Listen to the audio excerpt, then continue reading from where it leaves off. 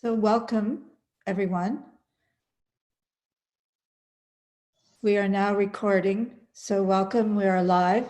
This is the second in a series of webinars that are focused on Canada. I'd like to acknowledge Dubai FDI for putting these webinars together. The one today is focused on logistics, which is fantastic, and we had one last week which was focused on healthcare.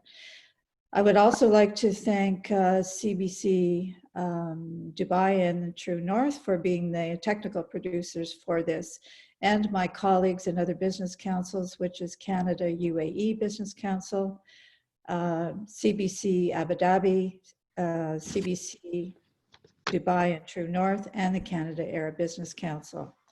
So for us in logistics, one probably didn't pay, I know I didn't pay very much attention to logistics until it became very important during COVID and the pandemic.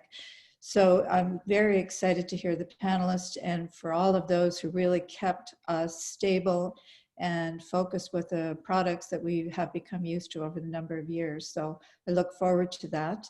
Also, I would like to thank, just before I introduce Nick, you'll see a poll come up. So please answer that poll. It's something that's important to us as we're putting on these webinars. So with that, the moderator today is Nick Humphrey. Nick is a partner of the international law firm Kennedy's, and he leads the aviation, trade, and transport practice in the Middle East. Nick is originally from Australia, but he's been based in Dubai for the last 10 years. During his time in the Middle East, Nick has worked in-house at the Emirates Group as a principal lawyer of Donata's global ground handling and cargo operations, and as senior legal counsel at Defense Logistics Provider Supreme Group, where he oversaw the provision of all air, sea, and land supply chain operations for the International Security Assistance Forum and U.S. forces in Afghanistan and other logistic supports for the UN across Africa. So with that, I will turn it over to Nick. Thank you, Kathy. And good morning to those waking up in Canada, and for those in Dubai and the Middle East in this warm and balmy afternoon, welcome. Now, logistics is something that is in my blood, and it's a passion. And I'm really pleased to say that today we have some of the leading logistics professionals in the Middle East and the UAE to hopefully provide you with, for those listening who are looking to invest in the UAE, some comfort and ideas of what you can do and where you can do it. And also to give you an idea of the positive things, notwithstanding these challenging times everyone talks about, but the positive things that are happening in the UAE. Now, the UAE is geographically placed in a prime location to serve a large portion of the world, both in air supply and by sea. It's got some of the best world-class port facilities. Its airlines are well known. Its airports are well known. And as our speakers will also outline, the logistics infrastructure is exceptional and world-class. Now, one of the things that the UAE does aim to be is world-class. And not only in infrastructure, but also ease of doing business, the creation of free zones which have their own legal systems to give investors comfort about the mysteries of the Middle East legal systems.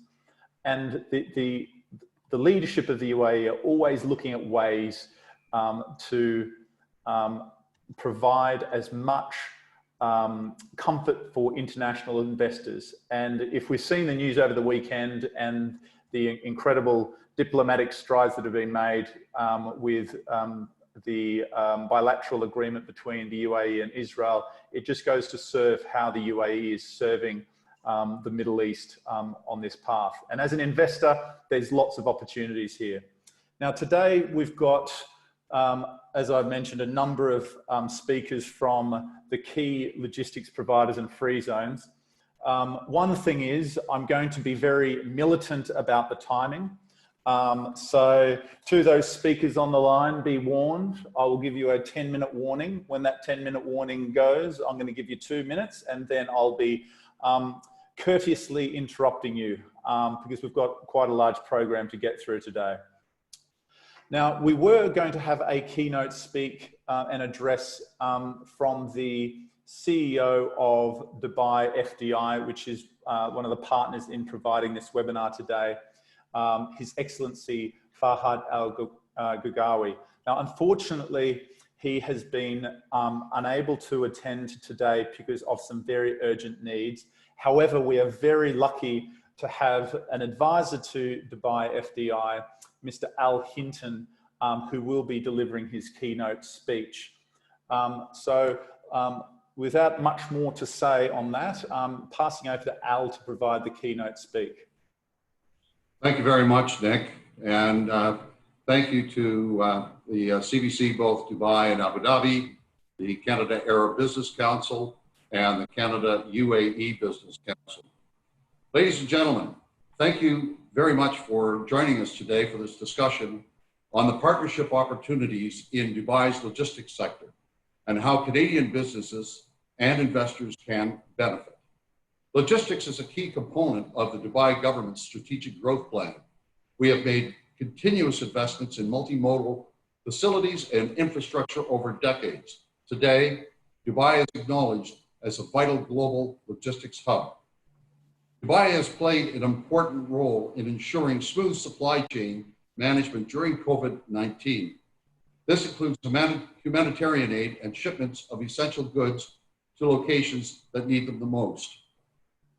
To give you a comprehensive picture of the opportunities in Dubai's logistics sector, representatives from Dubai South, the Aviation and Logistics Economic Zone, Dubai Airport Free Zone, Jebel Ali Free Zone, and Emirates Sky Cargo Canada are on the program and will present the Dubai advantage and the city's preparedness for inviting investments into this sector. Ladies and gentlemen, the UAE and Canada have a strong bilateral trade partnership, which has grown to 1.7 billion Canadian dollars in 2019. This is an increase of 2.5% from 2018. Canadian FDI in Dubai was more than 1 billion Canadian dollars between 2015 and 2018. The UAE is the top trading partner in the Middle East and North Africa. It is also among Canada's largest investors. The UAE is home to more than 150 Canadian brands and over 40,000 Canadians. Canada is the second largest export market in North America. The UAE has a global reputation of being a diverse, stable, and secure economy. Dubai is the city of the future and has an established gateway to the region for global businesses. Your presence in the UAE ensures seamless access to a market of 2.4 billion consumers in the Middle East, Africa, South Asia, and the CIS. With its mature and growing infrastructure, Dubai is a global hub for trade and investment flows. For this reason, more than 60% of the Fortune 1000 companies have established a presence in Dubai. Ladies and gentlemen, the UAE ranks 11th globally on the latest World Bank Logistics Performance Index, improving 2 positions from the previous report. The UAE also leads the MENA region on this ranking. Distributors, retail chains, and e-commerce businesses that operate in the wider region rely on our excellent logistics and warehousing infrastructure for exports. This in turn helps create revenue opportunities for international businesses. In early August, it was announced that Dubai continues to be among the world's top 5 destinations for the maritime industry in the International Shipping Center Development Index. For the 3rd consecutive year, Dubai is ranked ahead of Rotterdam, Hamburg, New York, and Tokyo. Development in the logistics sector is an important goal in Dubai's industrial strategy 2030. Our integrated free zones, investments in infrastructure, and fast-growing e-commerce industry are driving growth. Dubai offers strong reasons to invest in its logistics sector, with infrastructure that includes the 10th largest port globally, the world's busiest airport for international passengers, one of the world's largest airline networks, Emirates Airline with over 150 global destinations, an ultra-modern highway system connecting neighboring countries, and climate-controlled 3PL warehousing facilities. Logistics has been identified as a key growth driver in the Dubai Plan 2021. The logistics landscape in Dubai undergoes a rapid upgrade to continue being among the finest in the world in preparation for Expo coming up next year. The UAE government continues to invest in logistics through its spend on infrastructure such as ports and roads. The federal budget for 2020 has allocated $2.7 billion US, or 14% of the budget, to infrastructure and economic resource development. The logistics sector gross output reached $60 billion US in 2018, and its contribution to the country's GDP is projected to increase to 8% by 2021. We are fully prepared for Dubai's logistics sector to play a fundamental role in the post-COVID global economy recovery. The government of Dubai has factored this into its recovery strategy. Logistics continues to be one of the most attractive business areas in Dubai. Our team at Dubai FDI are always available to assist you in any way possible to ensure that your investment process in Dubai is seamless.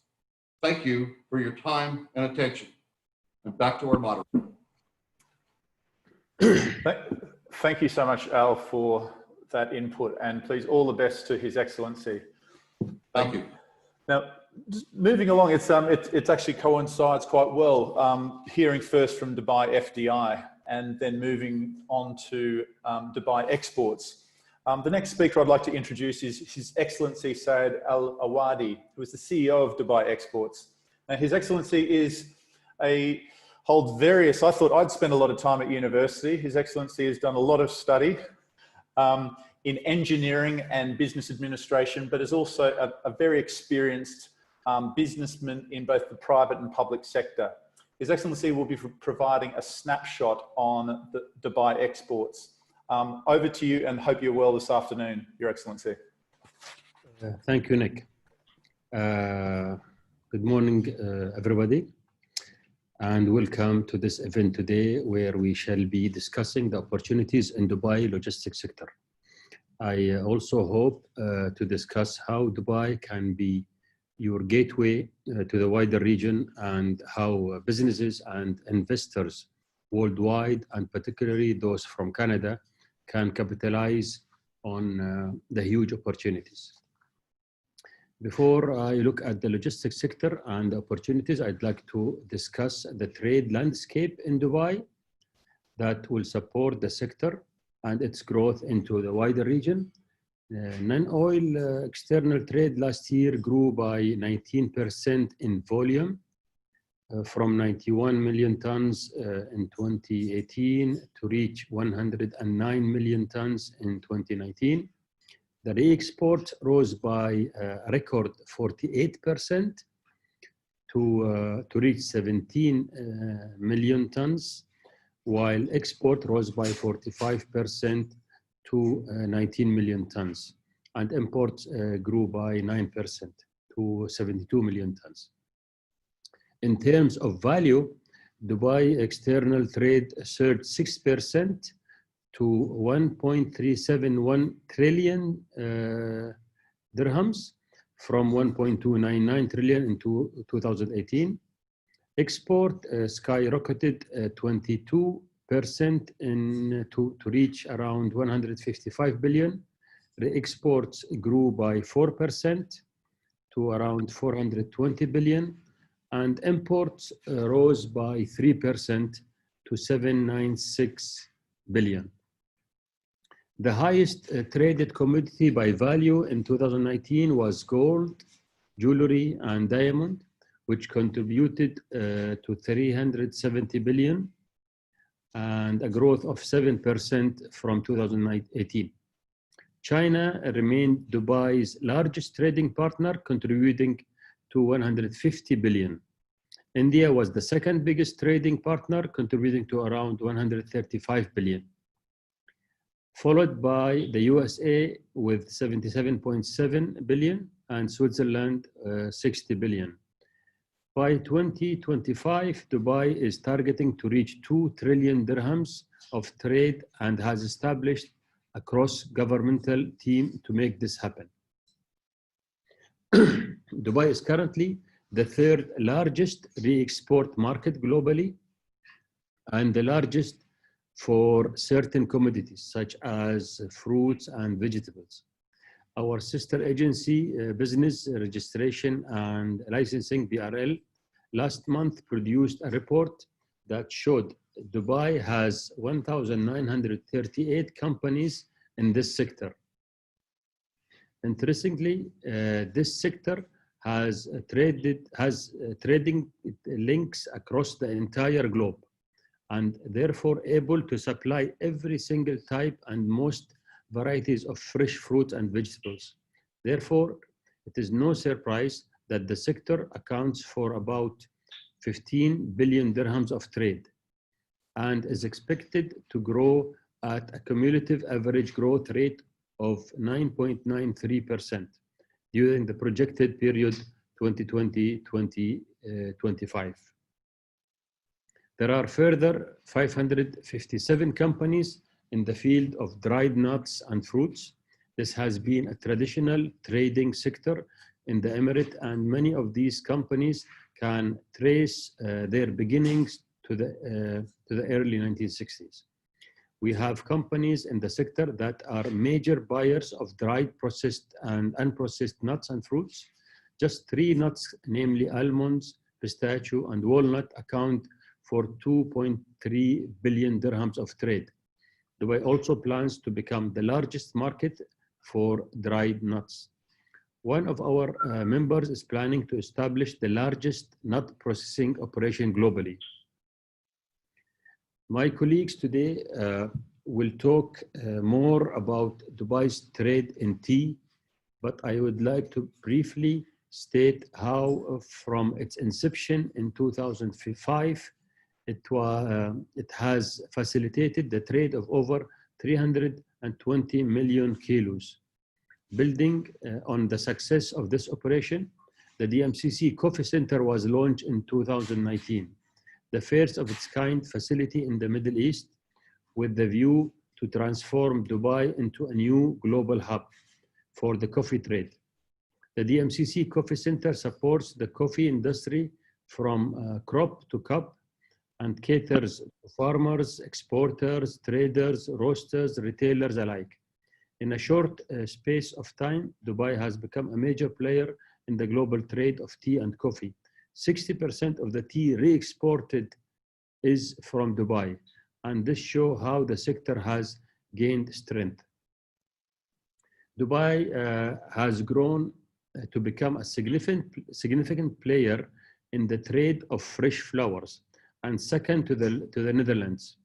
The trade in fresh flowers involves an intricate and delicately balanced supply chain of workers, farmers, wholesalers, airlines, and in some cases cargo ships, traders, florists, and supermarkets before the consumer is able to smell their sweet scent. This sector uses the latest in technology and techniques so that the produce can be transported from farm to store within 24 to 48 hours. The sector is heavily reliant on time, and every additional day spent transporting leads to an estimated loss of 15%. Further, the sector needs to ensure that the final product reaches the consumer so that the flowers stay fresh for a further 12 to 15 days. Dubai has shown that it is able to source a multiple of varieties across from North America, Central America, Asia, Africa, and Europe. The biggest growers and exporters are the Netherlands, Ecuador, Colombia, Kenya, and Ethiopia. Roses, carnations, lilies are the most popular blooms. One of the fastest growing segments of the worldwide food industry is halal food, which is no longer a niche segment, but mainstream. The question that arises is how can Muslim consumers be assured that the product they consume is thoroughly halal and in accordance with Islamic principles? The halal practice is not just applied during the manufacturing stage, but extends throughout the supply chain. The modern Muslim consumer wants to be assured that the product is halal from point of production to the point of consumer purchase.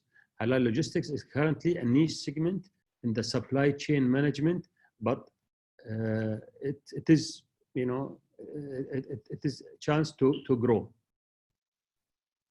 Essentially, halal logistics is the process of managing the procurement, movement, storage, and material handling, parts of livestock and semi-finished inventory, both food and non-food, through the organization and the supply chain in compliance with general principle of Sharia law. Dubai external trade of pharmaceutical and medical supplies were worth around 21.8 billion in 2019, imports around 16.5, exports 90, and re-export 4.7. So in terms of volume, Dubai trade made around 144,000 tons. As the COVID-19 pandemic has clearly shown that pharmaceutical and medical supplies are very strategic goods, Dubai pharmaceutical market is rapidly expanding. And with the prevalence of chronic lifestyle disease in the region, such as obesity and diabetes. Further, the sector has developed medical tourism that contributes to its growth. At present, the UAE imports between 80% and 85% of its pharmaceutical products, with an 8.2% growth per year. Dubai also produces pharmaceuticals and established Dubai Science Park to support the sector. The growth of this sector gives rise to logistics in pharmaceutical, which is unique in that it seeks to optimize effectiveness rather than efficiency. Pharmaceutical logistics market is expected to grow at a cumulative average growth rate of roughly 9.2% over the next 5 years. Here, I would like to add that Dubai serves as a region hub for the pharmaceutical firms in the sub-Indian continent who use the current infrastructure to re-export to Africa. One of the initiatives that Dubai Export has been leading is the Dubai Industrial Strategy 2030, which aims at making Dubai an international hub for knowledge-based innovation and sustainable industrial activities. The Dubai Industrial Strategy has identified 6 industrial subsectors, namely aerospace, maritime, pharmaceutical, medical equipment, aluminum and fabricated metal, fast-moving consumables, and machinery equipment. 75 strategic initiatives have been identified to transform Dubai into international hub for knowledge-based innovation and sustainable industrial activities. The strategy will have significant impact on Dubai's economy towards 2030, leading to a lot of increase. I just shorted this point. Needless to say that the growth of the industrial sector will also increase the demand for logistics to bring in raw materials and take out finished products. There is no denying that the recent months have dramatically changed the way that we do business. Going forward, we see more regional logistics hub to deal with single source dependencies and create flexible and adaptable supply chain network. They will be supported by regional manufacturing and assembly. We also believe that there will be greater automation and use of AI in logistics, bringing down cost and providing greater flexibility. One of the things that COVID has made companies realize is that logistics is not behind the scenes function, but a prime driver of the company business. This, along with e-commerce, which again has witnessed a dramatic increase over the last few months. 8 years growth took place in 12 weeks.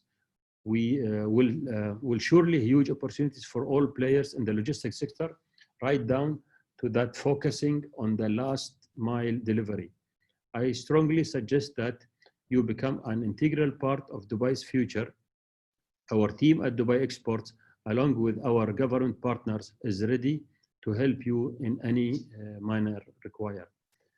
As I conclude, I would like to thank organizer of this webinar and thank you, our audience, for your time. Thank you very much. Thank you so much, Your Excellency, for giving an incredible snapshot of what's happening. I didn't realize so much coffee was coming through Dubai, which gives me a lot of hope. Now, I believe that there is going to be a video that we're going to all see. But before we move to the video, for those attendees listening in, there should be a poll that will appear on your screen. Now, the poll asks various questions, and it will be really helpful, particularly to see how the stakeholders who are involved today and also the respective business councils can help you in looking at opportunities in the UAE. So I'd really be grateful if you could complete that poll. And just moving on, and I believe there's now a video.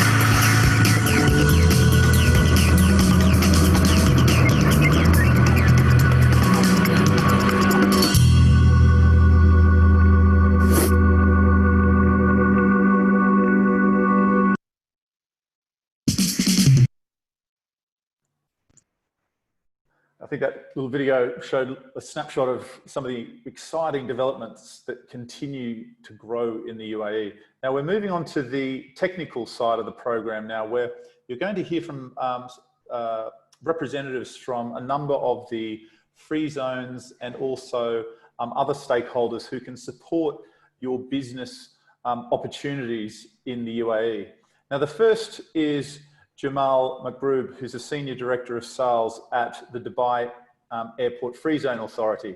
Now you're going to hear also, there's a reference to DAVSA. We're in the land of acronyms. So that DAVSA is the Dubai Airport Free Zone Authority, which is conveniently located on the Dubai Airport, on the backside of the Dubai Airport. And it is a very large logistics base, which is well supported by the cargo operations at Dubai Airport. But it also does a lot of other things, which I'm sure that Jamal will be able to give you some insights in. So without much more to say, over to you, Jamal. Good morning and good afternoon in Dubai. Thank you, Nick. As you said, Dubai and Dubai Airport Free Zone has a lot to offer for Canadian companies who want to start in Dubai. In brief, we will start with a video that will show you the whole cycle of DAVSA, and after the video, I'll be doing a short presentation explaining a few things of the core things that DAVSA does, how to benefit company when they set up in Dubai and Dubai Airport Free Zone.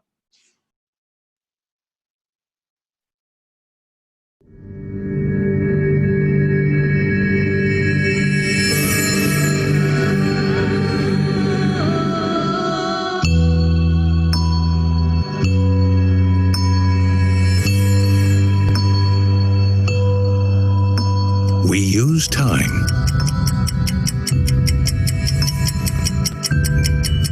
We buy time. We chase it. We shape and measure it. Because time shifts. It races. It flies. It runs in seconds and minutes, in lifetimes, and in centuries. Because we know that this essential commodity is critical to individuals and business strategies, molding fortunes and destinies and history. This businessman is known as an inveterate trader and a veteran of futures. He is a man who measures everything from money, rewards, profit, to even risk. But above all, he scrutinizes time, analyzing the impact of its effectiveness. He arrives in the heart of Dubai looking to expand in a new territory, to grow a new business. He discovers the epicenter of commerce, the crossroads of 3 continents in a market with access to a 1.8 billion population. He needs a place to grow and a place to harness the unlocked power of time. Dubai Airport Free Zone is strategically positioned to do just this, close to the Dubai International Airport, with more than 150 airlines connecting over 220 destinations across 6 continents. There is easy access to logistics and cargo handling facilities for all import and export needs.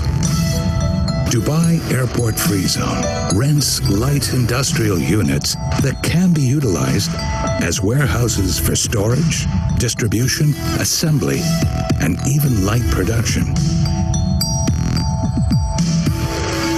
Creativity, dedication, entrepreneurship, ingenuity, and technical innovation have all come together in a state-of-the-art business park, offering world-class infrastructure and professional facilities.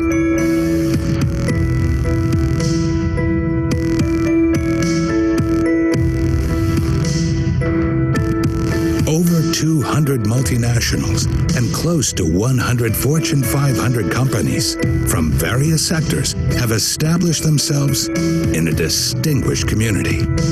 This esteemed cluster of companies allows for the expansion and exploration of new business opportunities within a vibrant and growing economic ecosystem.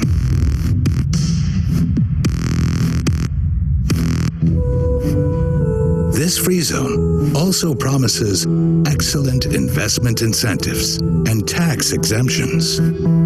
Dubai Airport Free Zone is a gateway to government departments and customs.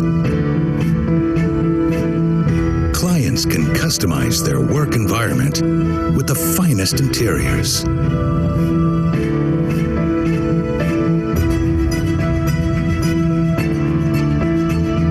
Dubai Airport Free Zone provides clients a one-stop shop, embracing all setup and administration services. For a man who is a master of efficiency and who upholds rigorous standards of excellence, being in the right place will give him the critical advantage and the freedom to achieve his goals. Because to be at Dubai Airport Free Zone is to be in one of the top free zones in the world, where he is free to grow.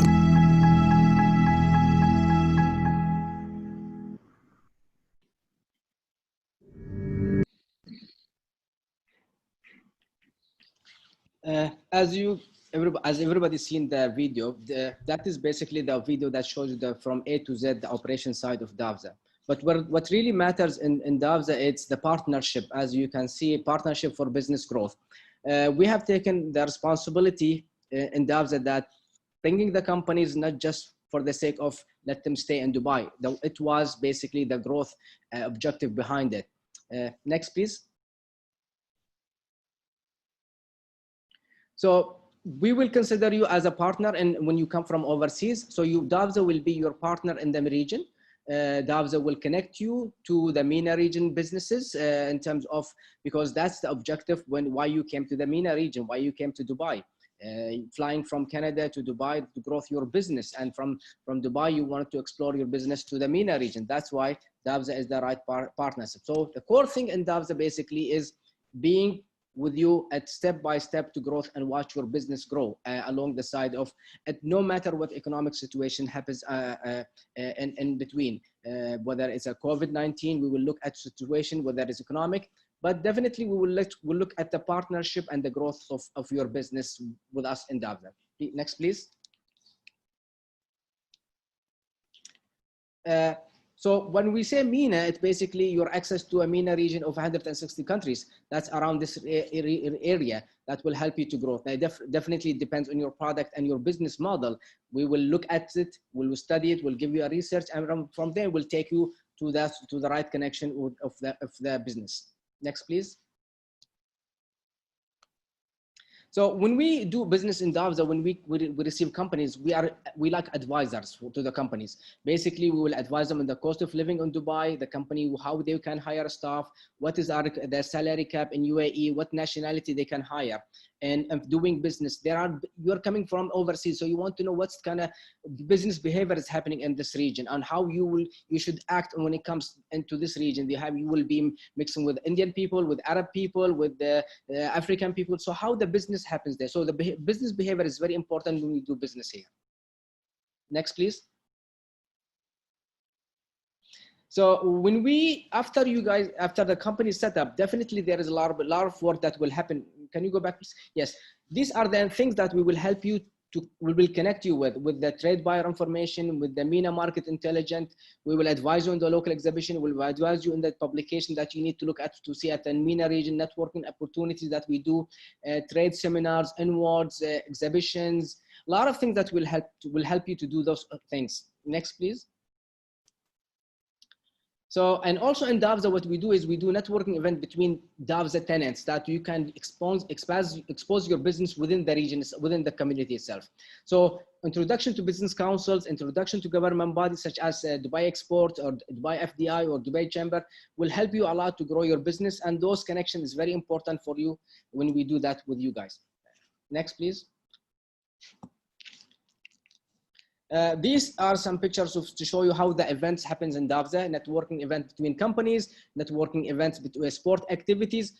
So we are with you along the journey. So we'll help you with a lot of activities that we can support you with to grow your business. And us, we don't look at the business side of it. We look at also the lifestyle of it. So you can see there is a football team, there's a golf tournament, dinner, gala dinner, just to enjoy your time. Next, please. These are some of the companies that have taken DAVZA at a platform that they grow their business from Dubai to the MENA region. Next, please. In a nutshell, basically, DAVZA will be your right partner when you come. And like I said, you will be given the opportunity to grow your business with our support in DAVZA. Thank you so much. Thank you, Jamal. That was exceptional timing, I must say. You just came under the 10-minute mark.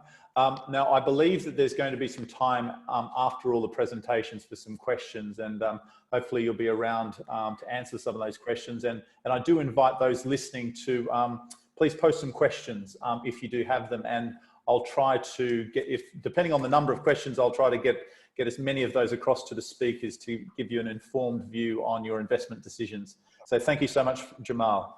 Thank you. Now moving from DAVZA across to Dubai South. Now Dubai South is well, our speaker, Mohsen Ahmed, who's the CEO of logistics at Dubai South, can probably give a better snapshot than I can. But Dubai South itself is one of the largest developments in Dubai by land size. And as part of that development, which is located near the Dubai World Central Airport, also known as Al Maktoum Airport, is an incredibly large logistics center, which is supporting logistics customers of all sizes. And without much more to do, I hand it over to Mohsen Ahmed from Dubai South. Good morning, ladies and gentlemen. Good afternoon for the folks in Dubai. Thank you, Nick, for the introduction. Appreciate it. For those, I think we jumped from, like Nick mentioned, we jumped from the north of Dubai to the south area of Dubai. And I'm here just basically to give you sort of a briefing about the logistics in sort of Dubai South. But I think before we start, logistics has always played a sort of a main role as sort of in the economy of Dubai, from first of its inceptions being sort of for the dhows, and then of course the aviation, and then you have the Jebel Ali seaport, and the list goes on. When it came to a sort of a regional hub, logistics played always a sort of a major role in the logistics. Next, please. Yeah, I think when we look at the logistics industry in UAE, I think my colleague shed some light on them, but it's quite a lot of the focus in Dubai. That percentage compared to GDP is roughly about 13 to 14%. But when you come to UAE, it looks logistics sector is somewhere about 8% of the economy. We're expecting growth in the and then predominantly with various sectors of e-commerce and trading are still playing a major role in that. And I think after the COVID-19 sort of pandemic, if things like near sourcing or people avoiding to have a more secure supply chain, might be storing or distribution centers that are closer to the customers, that could have even further potential growth in the logistics sector when it comes to here. I think that what enabled is sort of the visionary from our leadership that established Dubai to become the one of the hub, and also benefiting from the geographical location of where it is, and how within sort of that 4-hour radius you connect to 1/3 of the world's population. And then if you go to sort of an 8-hour, you're almost 2/3 of the world's population serving out of Dubai. DP World and Emirates Airline have significantly contributed to sort of that success. Infrastructure, I'll shed a light on that earlier about how the logistics index has positioned Dubai still number one in the region, and continuing to improve with various government initiatives. Next, please.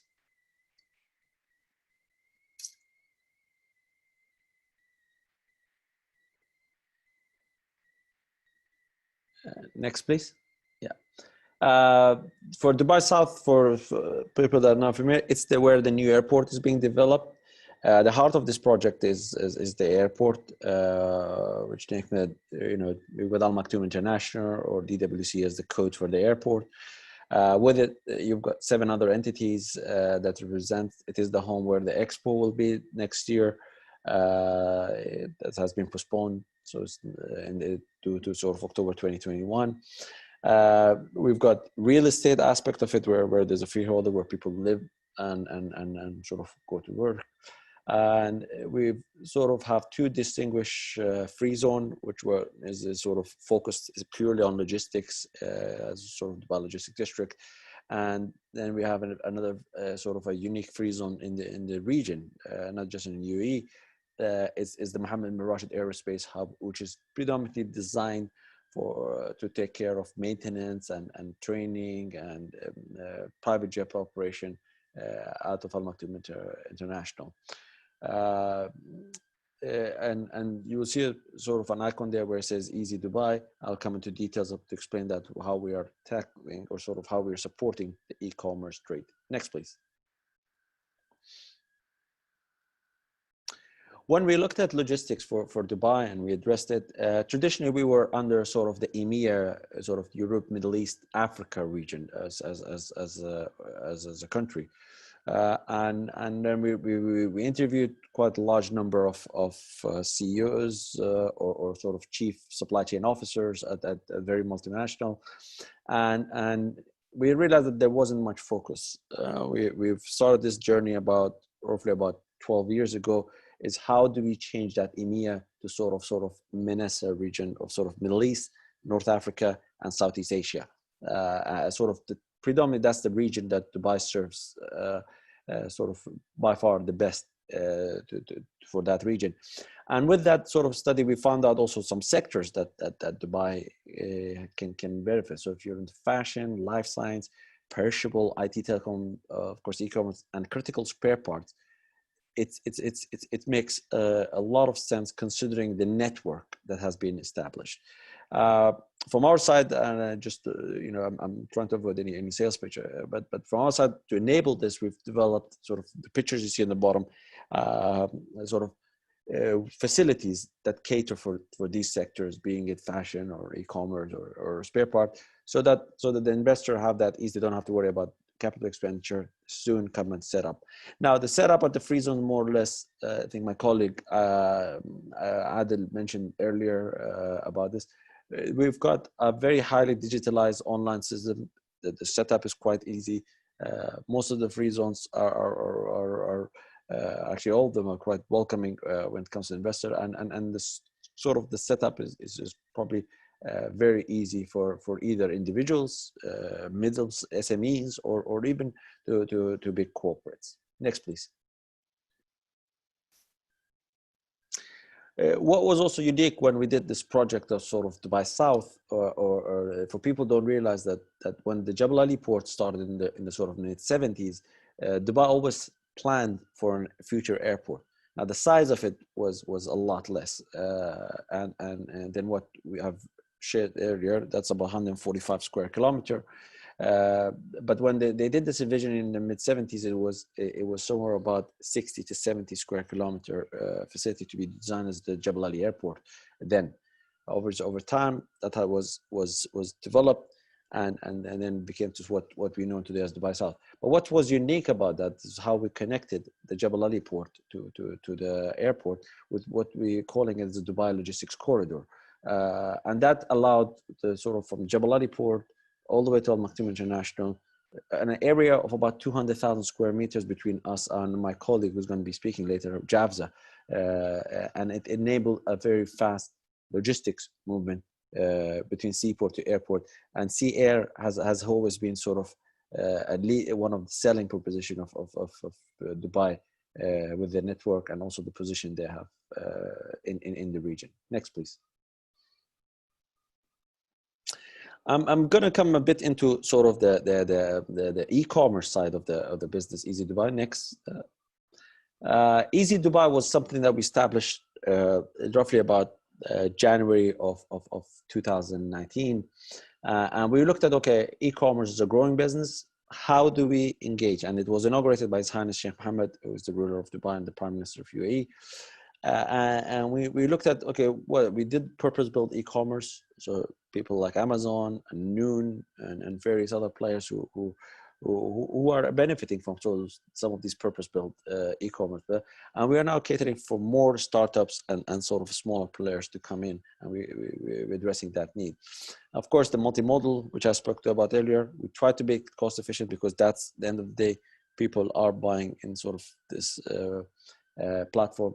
And to make it sort of more cost efficient, and we're looking at addressing the sustainability from how do we reduce the number, the last mile, doing the efficiency, and the last but not least is we looked at the regulations, how we can streamline it, and luckily there was a strategy issued in September last year about the e-commerce strategy. Next, please. The zone in the overall map, it's part of the logistics district. It's roughly about a square kilometer, which has been developed. Next, please. What's unique about this sort of setup that we and for those who are familiar with Dubai, the free zone started back in 1985. It was a gated community, nothing much changed. What's unique about this setup is we're doing a free zone and non-free zone under one umbrella. And what that enables is for easy flow of goods. You operate under the free zone or sort of the customs bonded area and benefit from the free zone, and yet you can serve the local market all under the same roof, and to avoid sort of dual setup. Next, please. And this is just an illustration of how that unique proposition sort of works. And we have actually tested, is in operational. Some of the companies have already, so the zone has come in operational just over a year and a half after it was inaugurated, and things are moving. There are a few bits and pieces on the regulation that we're working on just to make sure that but I think what projects like these and others that are serving the logistics sector, it showed a huge benefit when it came during the pandemic of how Dubai responded, not only for the UAE market, but I think for the greater region. I mean, it's an enlightenment. I was at the coffee center that Saad Al-Awad, His Excellency, mentioned earlier about that yesterday, and it showed that how we supplied coffee to the region out of Dubai, considering that as sort of a unique positioning of how that and because there was actually shortage from the supply because of the sort of the logistics constraint that the world has seen. I think this is my last slide. Next, please. This is the last slide. It's just a list of the companies that are available or sort of have taken Dubai South out there. For those who are not familiar, I mean, I'm sure Amazon, most of you are not, but Noon is a sort of similarity to Amazon. It's a marketplace for e-commerce. That's a very general marketplace, similar to, but if you're into sort of baby product, First Cry is a company that was based out of India, decided to come out of India on an e-commerce platform, and they set up they're set up in Dubai. And Sharaf DG was a sort of bricks and mortar and moved into the digital world, and so they became an omni-channel setup and a marketplace on e-commerce. And I think the rest of the logos in there, they speak for themselves of who they are and what they represent. I'll leave the floor for the rest of my colleague, and also leave sort of questions for the future. And I'm sure Faisal will have a lot more to share than I do, and he's quite dynamic. Thank you very much. Thank you so much, Mohsen. And one thing, when you do have a question, I'm going to ask you something for those listening in today on how Dubai South is supporting UAE's initiatives on food security, which I think is really unique with what Dubai South is doing. But I'll get back to that later.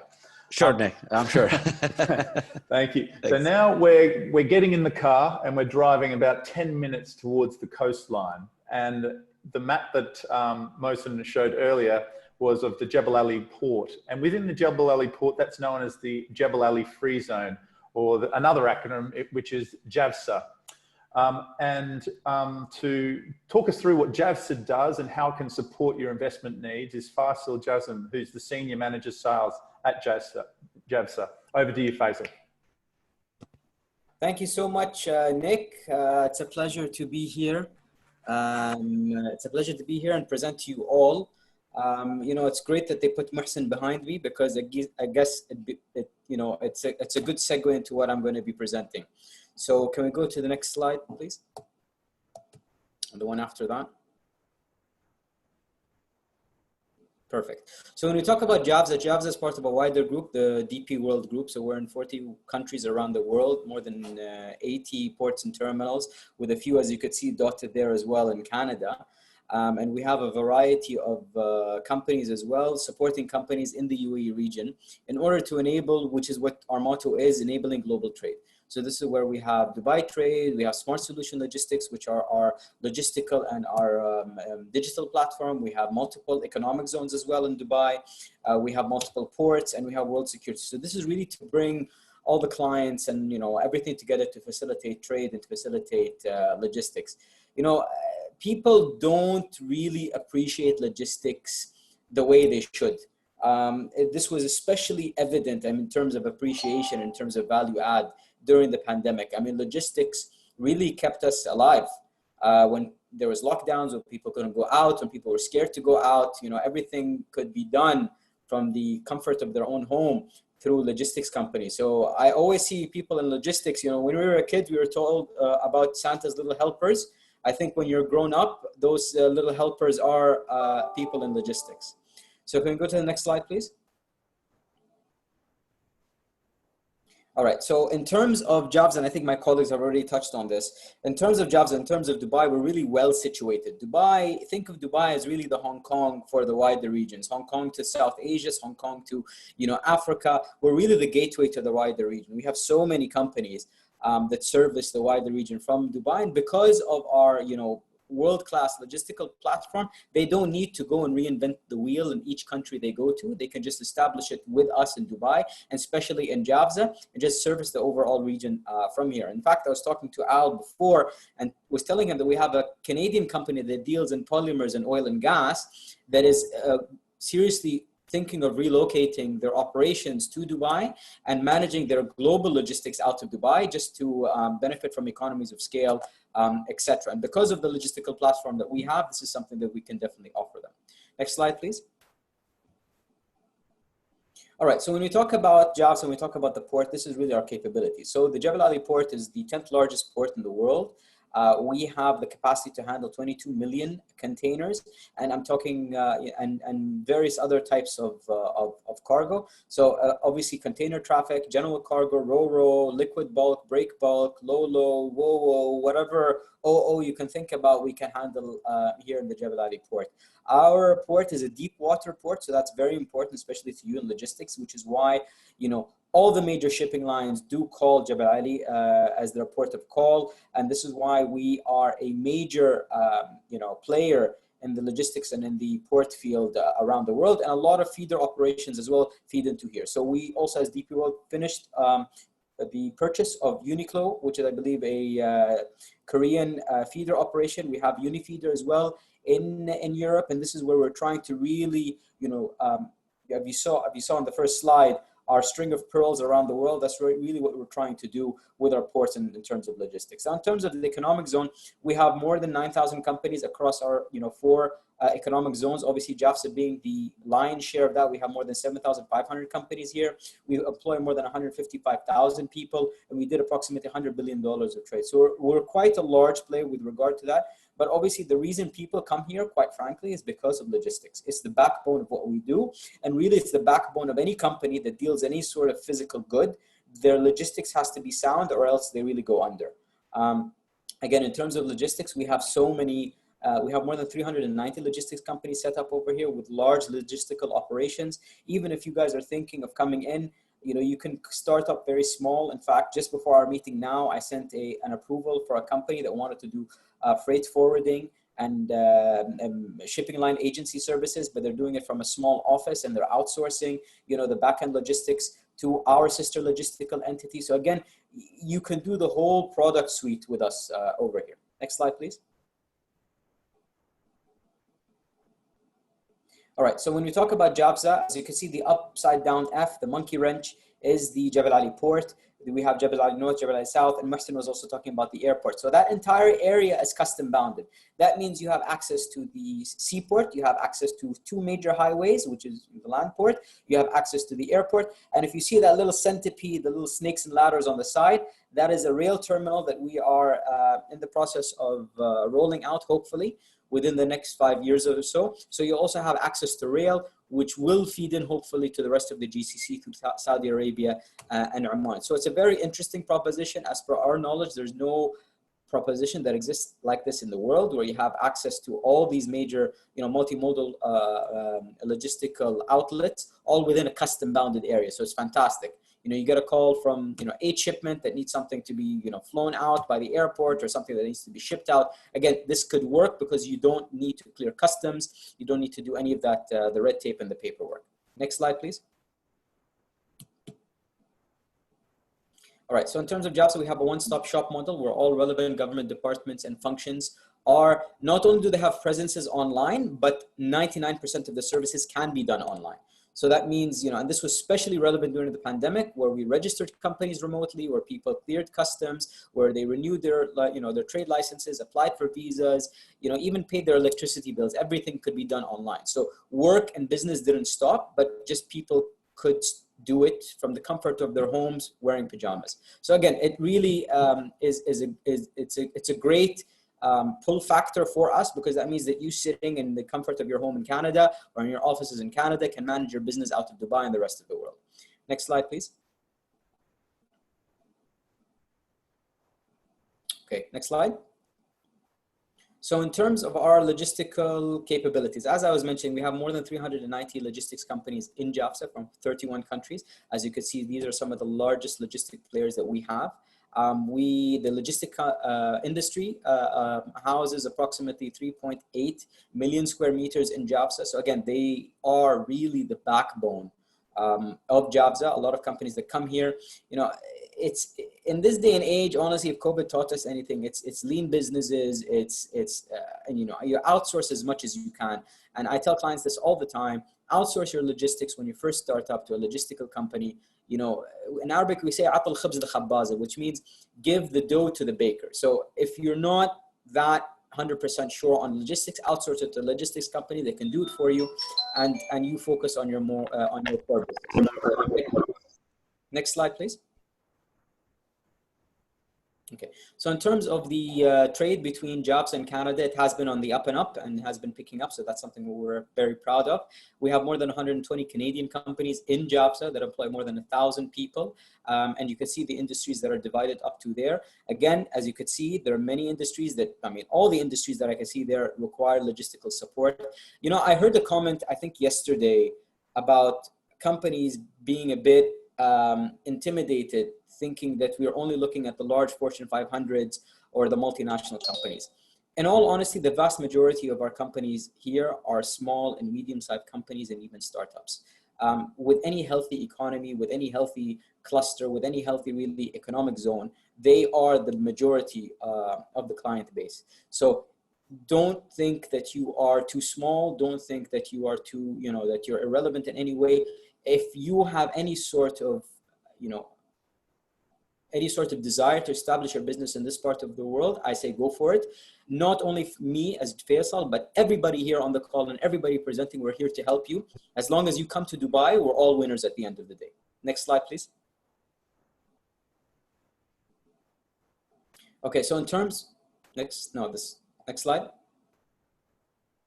Okay, so in terms of the port and terminals, now again, because this is a logistical group, I know this is very important for you to know this and for you to communicate as well to your clients. So we really have the whole product suite. You know, our port, again, is across 4 terminals with the capacity to handle 22 million containers, in addition to a variety of other, you know, cargo with the, you know, storage facilities, temperature controlled, and more than 150, you know, global destinations that we frequently service. So again, you want to reach the world, you don't have to go further than Dubai and JAFZA. Next slide, please. All right, so in terms of multimodal connectivity, again, as I mentioned, you know, we have sea, air, land, and digital, the digital infrastructure through Dubai Trade. Again, we have the capacity to handle 22 million containers. Last year, we handled 14 million containers. Nick, I know I'm coming down to time, so I'm gonna try to wrap it up. I see you getting agitated. We are as well connected to the Al Maktoum International Airport, which Muhsin touched on, and as well Dubai International. I think I have a colleague of mine from Emirates, and I'm going to have him speak about the air cargo and how Emirates became the largest air cargo operator during the COVID situation. And we're connected to more than 16,000 kilometers of road network. Next slide, please. All right, again, the digital, you know, our investment in the port is only matched by our investment in the digital infrastructure, which, you know, Dubai Trade has been fantastic. It's our digital backbone. You're connected to banks, you're connected to hauling companies, you're connected to logistical companies, the customs, electricity, everything. Everything can be done online on Dubai Trade, and we're aiming to have it at 100% soon. So again, you can manage your business out of Dubai without you physically being here. But again, we would love to have you here and, you know, come by, and, you know, we're looking forward to it. Next slide, please. We have as well a very interesting Project India Bridge. So we're heavy investors in India. We have the large logistical platform over there, 6 ports, 13 inland facilities, 2 logistical companies, etc. So if you want to go to India, Dubai is your stepping stone. And if you're in India and you want to come into Dubai, we're your stepping stone. So that, please let us know. We'll keep you and put you in connection with our team on the ground over there. We're working on other bridge projects such as Africa, Latin America, the Far East, etc. Next slide, please. And that's it. Nick, I give the floor to you. Thank you, Faisal. What's wonderful is that even though we're all online, you can still pick up my body language. So Thank you so much. You covered so much in a short period of time, and I'm sure there may be some questions once we finish this technical program. You mentioned Emirates, so as another great segue, we've now got Percy Castellino, who's the cargo manager of Emirates Sky Cargo for Canada, who will join us. Who, as Faisal mentioned, and as we all know, Emirates serves as the backbone of air operations and air cargo for Dubai and broadly for the region. So I now pass it over to Percy to give us a snapshot on what Emirates Sky Cargo is doing in Canada. Thank you, Nick. Hello, everyone. Good morning, Canada, and good afternoon, Dubai. As Nick mentioned, my name and position, I would now move on to the next slide. So a little bit about Emirates, our early days. Established by an Emirate decree in 1985, we launched our first flight in the same year on 25th of October. We have since become a world-class award-winning airline. Our airline began operations with 2 wet-leased aircrafts, an Airbus 300 and a Boeing 737, providing services to India and Pakistan, namely Mumbai and Karachi. Within the first year, we acquired our first fully owned aircraft, a Boeing 727. Also established in 1985 was Sky Cargo as the air freight division for Emirates. We are the largest international cargo airline in the world. We connect the world's supply chain through Emirates Sky Central, our hub operations at Dubai International Airport, DXB, and Dubai World Center, DWC. Next, please. Today, Emirates operates a fleet of over 250 Airbus and Boeing aircrafts. Our reach is unparalleled, a virtual network of over 300 destinations by air, spanning over 80 countries across 6 continents, is further enhanced by a trucking network that offers unlimited coverage. Our road feeder service extends our global network reach by connecting with offline origin and destination stations and integrating with our flight schedules for optimal connectivity. With an average age of 5 to 10 years, our wide-body fleet of aircrafts are almost the youngest in the world. The Airbus 380 is capable of carrying approximately 8 tons of cargo with a full passenger load, and depending on the version and destination, can carry up to 17 tons of cargo. The Boeing 777 is capable of carrying 21 tons of cargo with a full passenger load. The Boeing 777 freighter is the most environmentally friendly operated aircraft today. Its main deck cargo door can accommodate oversized cargo and is capable of carrying 103 tons of cargo payload with a range of up to 10 hours for a non-stop flight. Part of the Emirates Group includes a Danata joint ventures. Danata is one of the world's largest air service providers, offering ground handling, cargo, and travel services. Established in 1959, the company ensures the aviation industry operates smoothly and efficiently at 127 airports today. At Toronto Airport, we have GTA Danata handling a 50-50 partnership. GTA Danata will also be commencing operations at Vancouver Airport in the next few months. Next slide, please.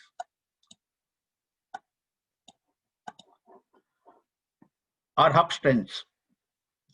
With Dubai Airport located in the center of the world, we have a geographical advantage to serve major international trade regions quickly and efficiently.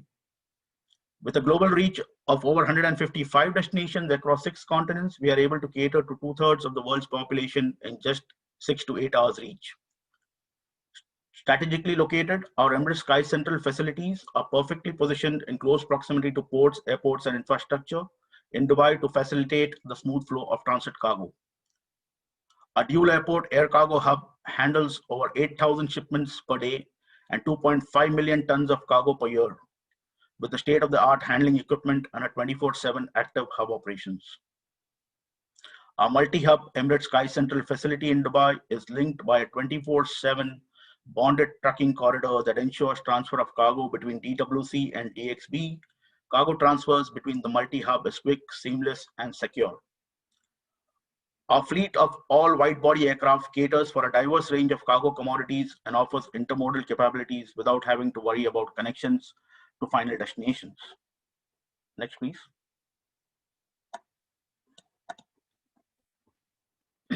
Emirates Sky Central. Maintaining product integrity is our #1 priority. That is why when it comes to perishables and other sensitive non-pharma related commodities, we offer multiple zone temperature control cool chain facilities with the state-of-the-art equipment. We ensure a seamless cool chain handling with temperature ranges of -18 centigrade to 2 to 8 degrees centigrade and 15 to 25 degrees centigrade, right throughout the transportation process. At Emirates Sky Central, we have invested in a dedicated 24/7 cargo operations control center to monitor the status of your shipments in real time. By closely monitoring the schedules of our planes and trucks, we are able to take corrective measures at any point of the journey to ensure your goods are delivered on time every time. Our extensive range of ULD containers and specialized equipment is ready to handle any shipments, no matter the size, shape, or the handling requirement. Sky Central DXB is home to our passenger fleet. Next, please. Coming to Sky Central DWC, our Emirates Sky Central facilities offer integrated screening and custom clearances, as well as on-site police and municipality inspections. This ensures your shipments never leave our facility and is always within our care. With efficiency and optimized workflows at the heart of its design, Emirates Sky Central facilities offer faster movement of freight, setting new standards for safety and speed. Sky Central DWC is the home of our freighter fleet. Some of the salient features are listed on the slides. Next, please. The Emirates Sky Pharma facility. Emirates Sky Pharma is our purpose-built facility dedicated exclusively for handling of temperature-sensitive pharmaceutical shipments. The annual output capacity is 175,000 tons.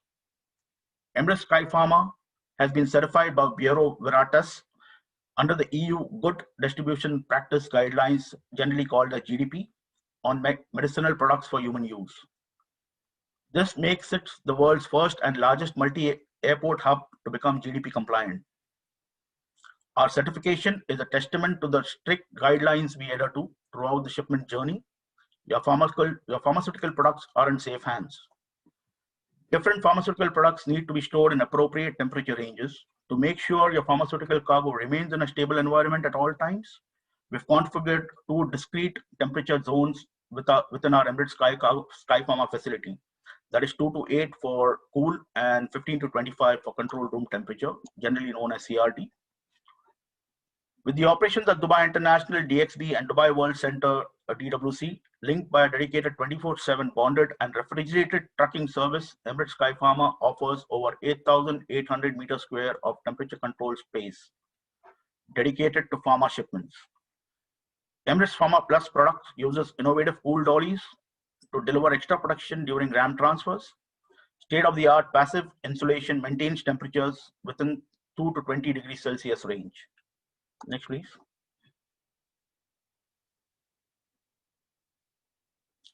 Our products.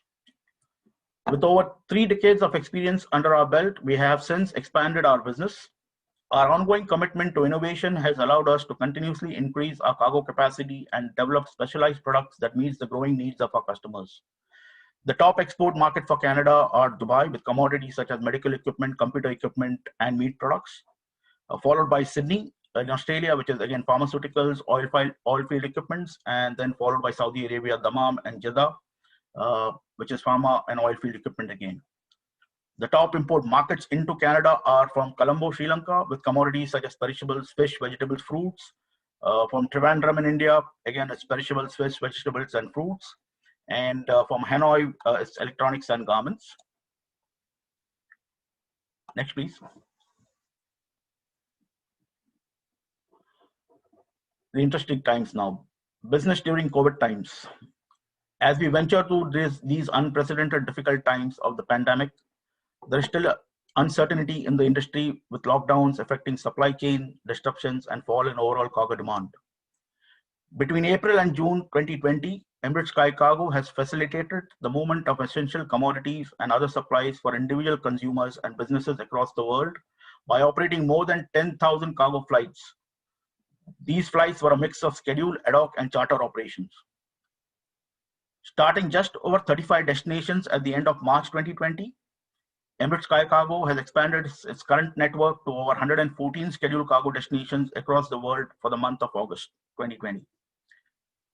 Emirates has introduced additional cargo capacity by using Boeing 777's 300 passenger aircrafts with transporting cargo on seats and seats removed from the economy class cabin.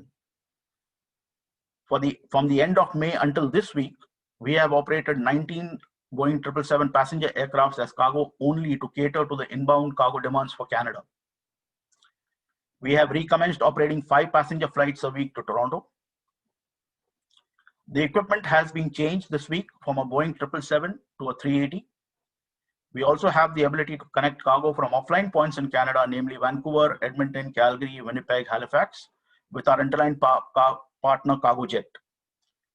In addition, oversized cargo can be routed via Chicago on dedicated road feeder services, or commonly known as trucks. Next, please. That comes to my last slide, which is Emirates Connecting the World. Our global journey continues. Thank you. Thank you so much, Percy. It's wonderful to hear that the A380 is back in operations into Canada. We know there's far too many of those birds that are parked at the moment, and hopefully it's a sign of some positive things to come. Yes. And also, you know, I was going to ask you, but I outlined particularly the response for the cargo team at Emirates to the COVID demands. I'm sure it's been very demanding on you and your colleagues. So thank you so much for your time. Now, moving on to the last presentation of our technical slides and presentations is from the partner of this webinar series, Dubai FDI, Mr. Walid Mahoon, who's the manager of the promotions department, who's going to be providing a presentation on the Dubai advantage, why invest in Dubai and how Dubai FDI can help you and your needs. Over to you, Walid. Thank you, Nick. Good morning, everyone in Canada. Good evening to my colleague here in Dubai. It's truly given me a great pleasure to be part of this webinar today. So we'll move to the next slide, please. Dubai has a diversity economy, which Dubai GDP contribution of 2019, as it shows on this slide, it goes majority to wholesales and retail trade, which cover 26.6% of the total GDP, following by that 12.8% for the storage and transportation. Talking about the logistics sector contribution to the country GDP is to increase to 8% by 2021. And of course, UAE, specifically Dubai, ranked #1 regionally and number 14 globally on the Logistic Performance Index. Next slide, please. Dubai occupied a unique and strategic location in the world. Within 7-hour flight, you are reached to 2.4 billion consumer on the MENA region. Taking an example, India and the UAE, which has over 1,060 flights weekly, which make the ease of the business between the two countries. The deal can be closed within the same day for the both sides of businessmen. Therefore, Dubai has been chosen a hub destination for the international companies in the world. Next slide, please. I believe that my colleague Jassim and my colleague Mohsen has been fully covered about Jebel Ali Free Zone and Dubai South as well. Just give a small snapshot about both free zones. 19.3 million tons has been the capacity of Jebel Ali Free Zone in 2018. Talking about Dubai South is the first world aerotopolis targeting 220 million passengers and 12 million tons of cargo. Next slide, please.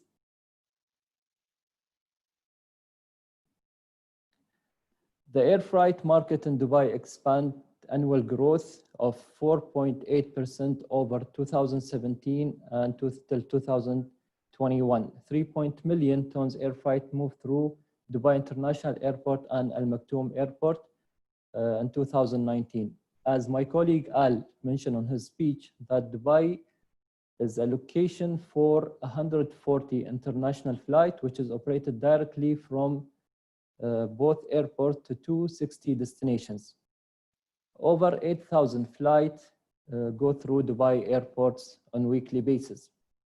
Talking as well about the flights, mentioning our national carriers, Emirates Airlines, which has more than 165 flights or flying to most of the major destinations in the world. Next slide, please.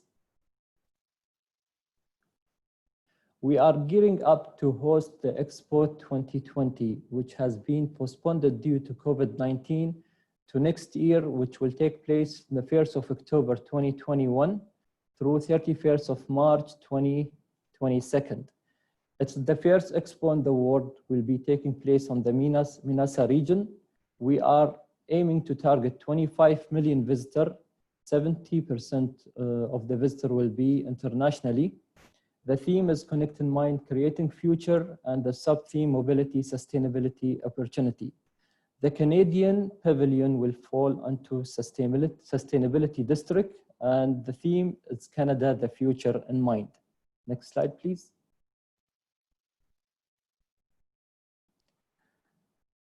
As mentioned at the beginning of my colleague's speech, that Dubai is the busiest, has been ranked the #1 busiest airport in the world.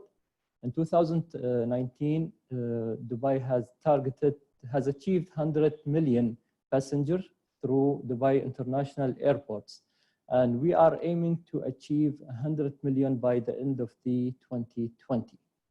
Next slide, please. This just give you the snapshot of the trade hub and the number of the achievement on the trade hub in Dubai, as shows 373.3.2 billion, the achievement on 2019, and the first quarter of 2020, 87.9 US billion. Next slide, please. Okay, I've reached to the final slide. I would like to conclude my presentation by thanking everyone today, the stakeholder from Dubai, Mr. Faisal, Mohsen, and Jamal, as well the Canadian Business Council, Nick, Percy, and my colleague, Mr. Al Hinton, for organizing this successful webinar today, and looking forward to receive the questions from the audience. Thank you very much. Thank you, Waleed. Whilst you're there, I might as well keep you for a couple of questions. Sure. And we can start the Q&A there. I guess for the audience, they've heard from a number of the free zones, Dubai Export and Dubai FDI. Could you just give an indication of how does Dubai FDI, for example, how do you help people looking to invest in the UAE and liaise with the free zones? You know, what is your job in doing that?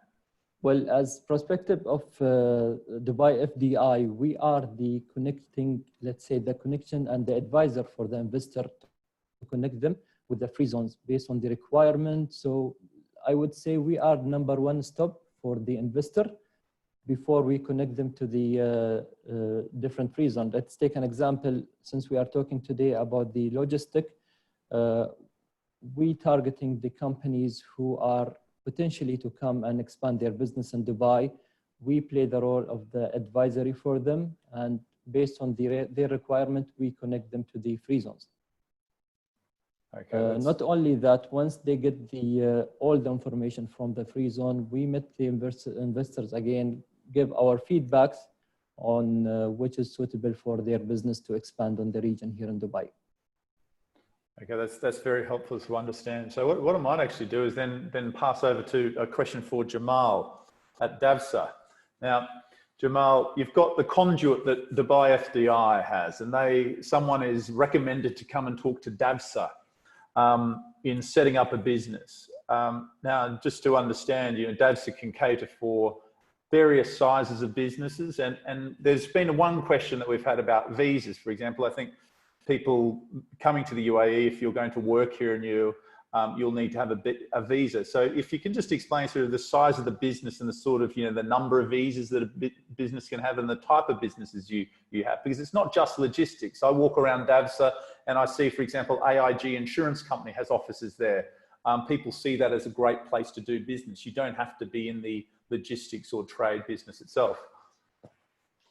Thank you, Nick, for the questions. The way we work it in DAVSA, basically, we look at the number of first we study the business model of the client, and we help them we decide how many numbers of work permit, we'll call it. It's not a visa, it's basically a work permission for people to work in UAE and to be part of DAVSA. In DAVSA, we have a formula. It's 8.5 square meter per person visa, because we want to keep the environment within the offices healthy. So let's say if a person takes a 25 square meter office, it might end up with a 3 visa work permit, I would say. But then he can expand that to, let's say, 5, because he might have a driver, which doesn't require to be in the office, or we might have a salespeople that we end up going out, so the office space doesn't require for them to stay there. So looking at the business model, we help a lot of clients to expand the number of the work permit for them. So the more, but in reality, if the people will host a lot of people, I mean, employee in their offices. So the number of the size of the office has to be bigger in that sense, because we want to keep the healthy environment. We don't want to be congested in a one place, small place, working in environment. So again, I will go back to the working business model that the client has, and from there we'll take it up for the clients. I guess just on that point, one of the benefits that I've always seen with what the free zones can do is how you liaise with other government departments for your free zone companies. If you could just explain how that works. In reality, as you know, the law of UAE, there you have a federal law and you have the free zone law, which makes it easier if you set up a company in the free zone, because you don't have to go under the federal law, which we require to be in touch with the certain ministries. We have in-house, as most of the free zone has, the immigration, I would say, offices there that helps the clients to process their visa, work permit immediately. And also most of the free zone would have the I would say the clinic to do the health checkup for them to fast process also that process of the visas. So basically, any setup in the free zone will be fast, and the work permit to get it for employee in the free zone is also fast. So the model of the free zone has been great for most of the businesses, I would say, because most of the government bodies are based on the free zone. On a similar, sorry, I was talking with my mute on. Thanks, Jamal, that was very helpful. Just on a similar theme, but I guess turning to what Dubai South is doing on the innovation front. So Mohsen, I'm in the e-commerce business, and I'm looking to, I'm in innovation. What is it? Because I know Dubai South is really doing some cutting edge stuff. Why go to Dubai South if I'm looking to establish an e-commerce platform? Thanks, Nick. Well, I mean, where we came in, we established the Easy Dubai zone, part of the Dubai South, is to cater for the e-commerce. And when we looked at e-commerce, we said, what are the challenges? Obviously, setting up license and registration if you're sort of an expat and you wanted that 100% ownership, that's something that we have addressed. We enable businesses. In fact, we are giving for e-commerce the licensing free of charge for 1 year to establish. We also established sort of the freelance. People want to go into that sort of businesses again. Okay, in general, but we also we work with the e-commerce side of it. And I mentioned in my presentation earlier that we provide the sort of the right facilities. Now, what we did through the Dubai Free Zone Council was we had to change some legislation, some laws, some regulations, and that I think was important for that sector to grow. Today, yes, we Amazon has been. I don't think they need the regulation because they have their own setup, but of course that certainly helped. But you can see new players coming into the market and taking advantage of this. I think I was sort of honored when we inaugurated this in January 2019 and presented to His Highness, was we told them that there are challenges, and we saw the support right away from our leadership, that if there are challenges and it's there for the business, let's go and change it. And when we certainly, that was said, we worked with the Free Zone Council, and the Dubai Free Zone sort of Dubai e-commerce strategy was sort of announced September 2019, and both, you know, the like customs, our ministries, our sort of you know, like the post office, they're all collaborating to get to that sort of solutions for that. And we've seen a lot of, even from Far East, I think we talk usually about the sort of the Far East companies moving into that domain, predominantly because even, you know, the sort of the setup. Now, okay, we've created an Easy Dubai. It's very much focused on there. I think our colleagues in DAVSA have the Commerce City that they're developing. I think they're looking at 2021 or sort of early 2022 to come on board. And so there is quite a lot that's been happening at the moment. Okay, excellent. Thanks, Mohsen. I think particularly in the COVID times that we've seen, you know, a lot of us working from home and the rise of e-commerce, and I know there's lots of people looking for opportunities in that realm. And then I'll just, you know, I won't let everyone off the hook on questions. Faisal, one thing, you know, as an investor, and I think one benefit that Dubai has, the UAE has, is it's a very simplified tax and customs structure. You know, be interested to know, you know, for example, how is it that, you know, dealing with the free zone, you know, if you're selling things onshore in Dubai, you will have customs issues. You know, how would I come to you? Would you be able to help me if I had needs in respect of customs and other you know, duties and whatever as a free zone authority? Perfect. So I think when we talk about free zones, especially a free zone like JAVSA, there is an element of it that is international, which is probably the majority of it. And then there is an element, obviously, that's for the local market. Now, again, for the international or the non-local market, obviously being a gated free zones means you're not subject to VAT and you're not subject to customs within the custom bounded areas. So that makes it very convenient if you wanted to service the overall region. Now, in terms of accessing the local market, again, this is where logistical companies come in. They've helped facilitate it for companies that want to access the local market. Now, if you have any sort of issues with regard to customs, with regard to, you know, policies, procedures, even permits from the different authorities, such as, you know, the municipality, etc., we can definitely help and assist with that. Again, our dedicated colleagues in the call center and our team, our colleagues in Dubai Trade are fantastic with that regard. We try, as I mentioned, 99% of the services are done online. So we try to really help facilitate that. And we're in constant dialogue with our colleagues in customs, with our colleagues from municipality, and with our local colleagues to see how we can continuously, you know, streamline, upgrade, and make efficient the process. I mean, this morning alone, I had a meeting with colleagues from the different government entities relating to the automotive sector. The automotive sector, for example, is a huge industry for us. We wanted to see how better we can serve them and how we can go forward. We had colleagues from customs, we had colleagues from the DED, we had colleagues from the municipality, all on that call. And we heard from, you know, the top clients over here, the ones that move a lot of volume, what is their main concern and, you know, what challenges they face and how we can address them.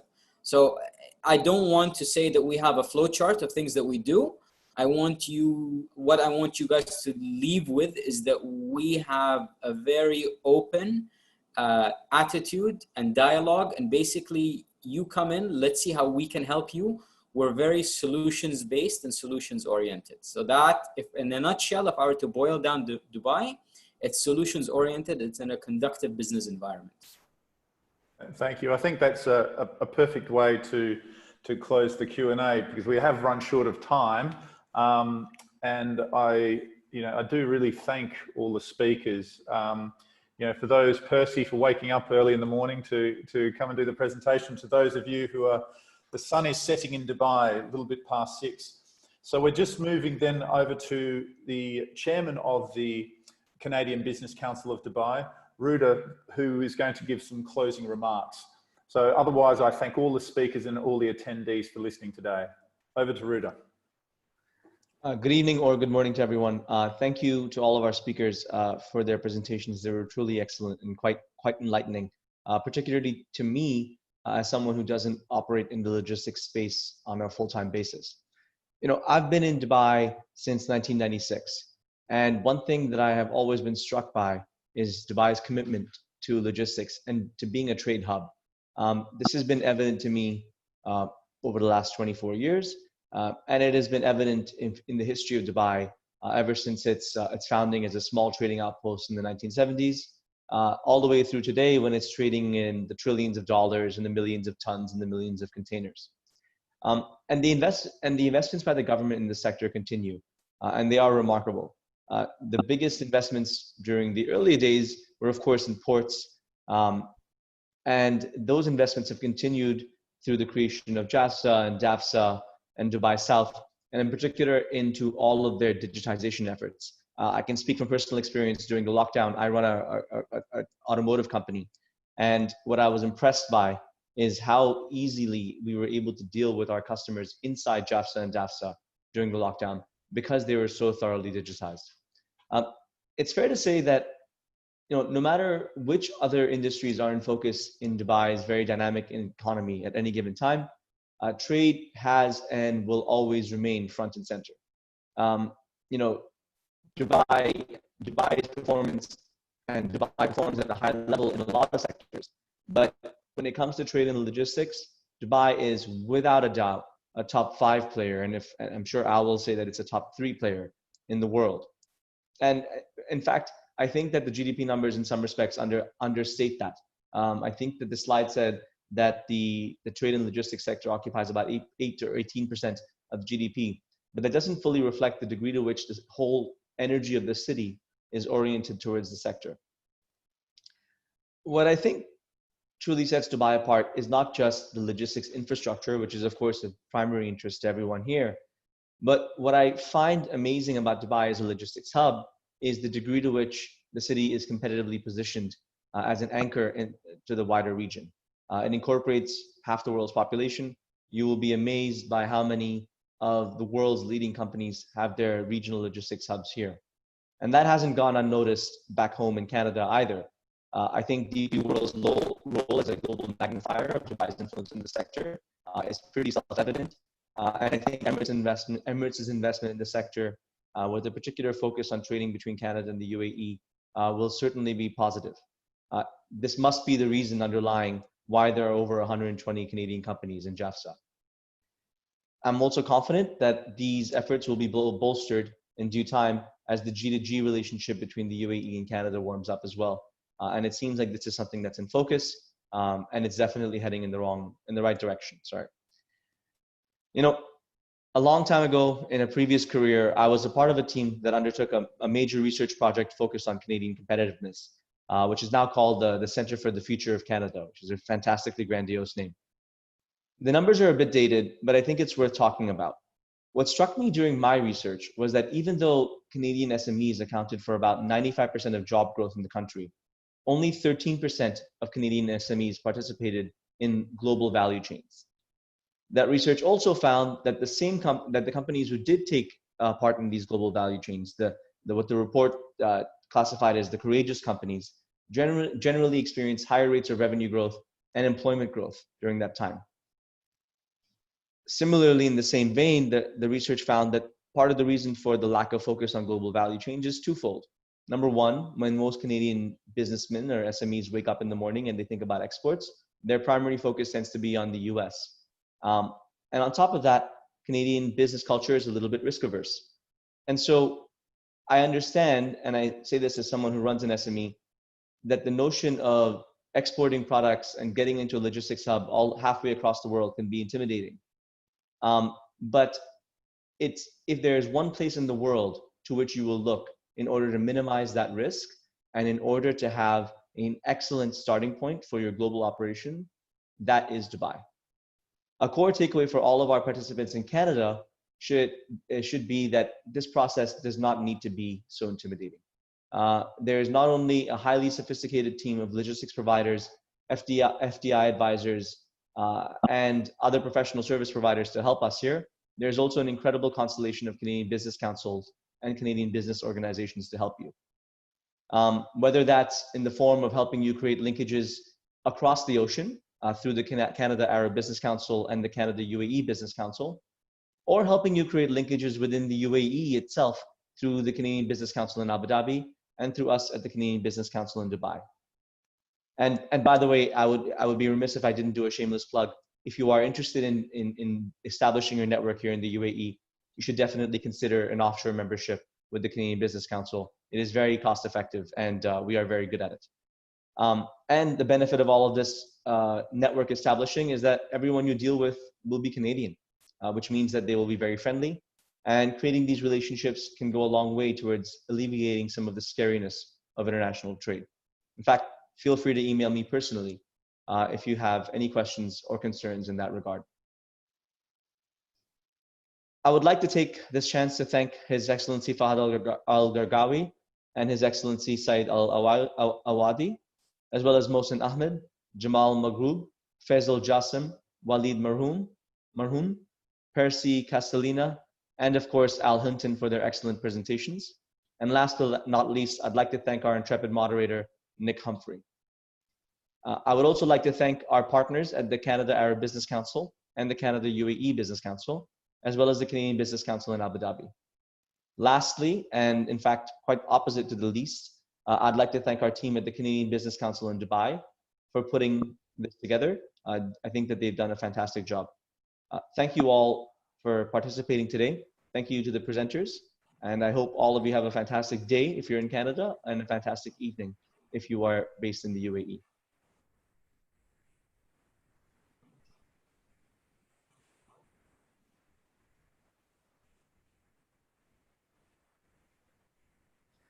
And with that, I think we can close this presentation. Nick, if there's anything else, if there's nothing else. No, that's it for me. I think we're all ready to have dinner and go to bed on this side of the world. So have a great day in Canada, and good night to everyone in Dubai. Thank you very much, Nick. And thank you, fellow panelists. Take care. Thank you, everybody. Thank you. Bye-bye. Bye. Bye.